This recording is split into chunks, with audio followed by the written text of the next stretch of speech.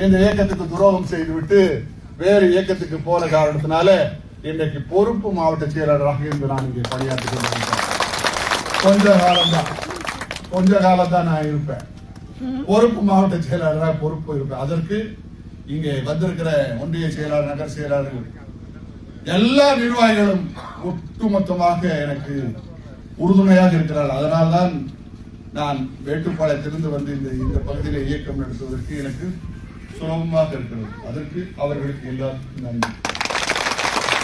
நாம் ஒன்றுபட்டால் நம்மை வீழ்த்துவதற்கு முடியாது, யாராலும் முடியாது. 3 தொகுதி ஈரோடு, புறநகர், வடக்கு மாவட்டத்தில், மேற்கு மாவட்டத்தில் இருக்கிற கோபிச்செட்டிப்பாளையம் அதிமுகவில் நம்முடைய பொதுச் செயலாளர் யாரை வேட்பாளர் எதிர்க்கலாம் வெற்றி அடைவார்.